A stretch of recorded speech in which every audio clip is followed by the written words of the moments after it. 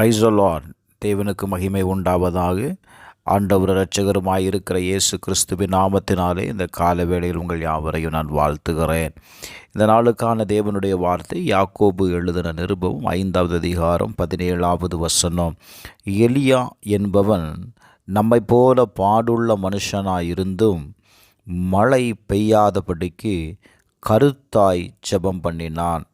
அப்பொழுது 3 வருஷமும் 6 மாதமும் பூமியின் மேல் மழை பெய்யவில்லை என்று எழுதப்பட்டிருக்கிறது. எனக்கு அன்பானவர்களே, இந்த வசனத்தில் எலியா என்கிற தேவ மனிதனை குறித்து நாம் பார்க்க முடியும். அவனை குறித்து வேதம் சொல்லுகிறது, அவன் யார்? நம்மை போல பாடுள்ள மனுஷனாயிருந்தான் என்று எழுதப்பட்டிருக்கிறது.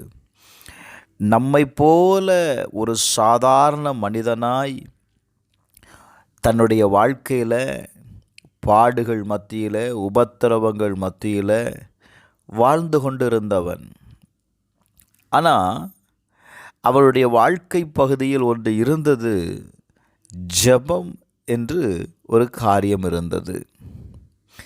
வேதம் சொல்லுகிறது, அவன் கருத்தாய் ஜெபம் பண்ணினான். அவன் கருத்தாய் ஜெபம் பண்ணினதுனால அங்கே மழை பெய்யலை. 18வது வசனம் சொல்லுது, மறுபடியும் ஜெபம் பண்ணினான். அப்பொழுது வானம் மழையை பொழிந்தது, பூமி தன் பலனை தந்தது. இன்றைக்கு அநேக நேரத்தில் நாமும் நம்முடைய தேவைகளுக்காக, நம்முடைய பாடுகள் நீங்கும்படி, போராட்டங்கள் மாறும்படி, அநேக காரியங்களுக்காக தேவனுடைய சமூகத்திலே நாம் ஜெபிக்கிறோம். ஆனால் நாம் ஜெபிக்கிற ஜெபம் பதிலை கொண்டு வருகிறதா? நம்முடைய காரியங்களை மாற்றுகிறதா? நம்முடைய சூழ்நிலைகளை அது மாற்றுகிறதா? கொஞ்சம் கவனித்து பாருங்க. ஏன் நம்முடைய ஜெபம் கேட்கப்படவில்லை? வேதம் சொல்லுகிறது, அவனுடைய ஜெபம் எப்படி இருந்தது? ஆனால் கருத்தாய் ஜெபம் பண்ணினான். 2வது வசனம் சொல்லுகிறது, அவன் மறுபடியும் ஜெபம் பண்ணினான். Glory to God. 16வது வசனத்தை வாசித்து பாருங்க. நீதிமான் செய்யும் ஊக்கமான வேண்டுதல் மிகவும் பலன் உள்ளதாக இருக்கிறது என்று எழுதப்பட்டிருக்கிறது. எனக்கு அன்பானவர்களே, உங்களுடைய ஜெபம் வல்லமை உடையது. ஜெபம் என்றாலே அது வல்லமை உடையது. காரணம், அது ஏதோ ஒரு காரியத்தை செய்யும். பாருங்க, நம்ம நினச்சிட்ருக்கிறோம் ஜெபம் என்பது நம்முடைய தேவைக்காக மாத்திரம் நாம் தேவனிடத்தில் போய் நிற்பது இல்லைங்க. ஜெபம் நம்மை பலப்படுத்துகிற இடம். ஜெபம், Glory to God. அந்த வார்த்தையை நான் இன்னொரு மொழிபெயர்ப்பில் சொல்கிறோம் பாருங்களேன். எலியா நம்மை போன்ற எளிமையான மனிதன், சாதாரணமான மனுஷங்க. நம்ம என்ன நினச்சிட்ருக்குறோம்? நம்மெல்லாம் ஜெபம் பண்ணனா ஆண்டவர் கேட்க மாட்டார். அவன் எளிமையான மனிதன். ஆனால் அவன் தேவனிடத்தில் எப்படி ஜெபம் பண்ணனா, உருக்கமாய் ஜெபம் பண்ணினான். உங்களுடைய ஜெபம் இன்றைக்கு எப்படி இருக்கிறது? Glory to God. தேவனிடத்தில் ஜெபம் பண்ணுங்க. உங்கள் காரியங்களை கருத்தாய் ஜெபம் பண்ணுங்க. கட்டாயம் உங்களுடைய ஜெபத்தை ஆண்டவர் கேட்பார்.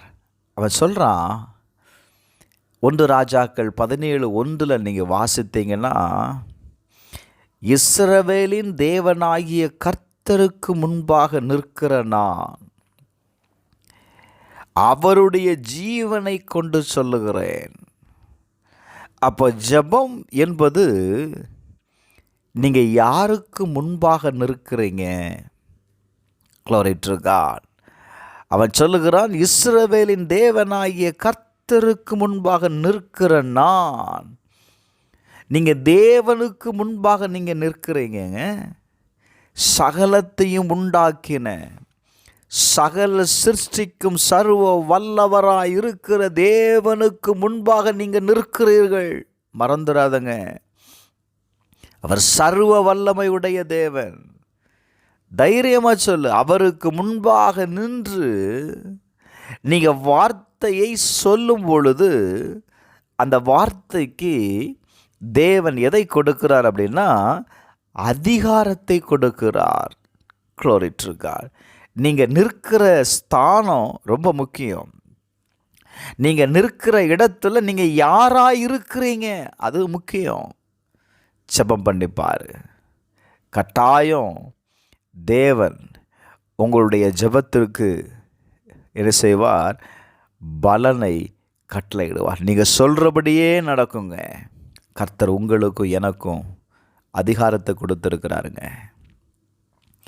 நீங்கள் தேவனுக்கு முன்பாக நிற்கிறீங்க. மறந்து போகாதீங்க. வார்த்தையை சொல்லுங்க, கட்டளை இடுங்க. கட்டாயம் உன்னுடைய ஜெபம் கேட்கப்படும். ஒரு முறை ஜெபம் பண்ணிட்டங்க, விட்டுறாதங்க. மறுபடியும் ஜெபம் பண்ணுங்க, மறுபடியும் ஜெபம் பண்ணுங்க, மறுபடியும் ஜெபம் பண்ணுங்க. Glory to God. கையளவு மேகத்தை பார்க்கிறது வர ஜெபம் பண்ணு. கர்த்தர் வானத்தை திறப்பார், மழை பெய்யும், ஒரு காரியத்திற்கு ஜெயம் உண்டாகும். எங்கள் பரலோக பிதாவே, இயேசுவின் நாமத்தினால இந்த கால வேளையில் உமக்கு முன்பாக நின்று ஜெபிக்கிற ஒவ்வொருவருடைய ஜெபமும் கேட்கப்படுவதாக. வானத்தின் வாசலை கர்த்தர் திறப்பீராக. இயேசுவின் நாமத்தில் ஜெபிக்கிறேன் பிதாவே, ஆமென்.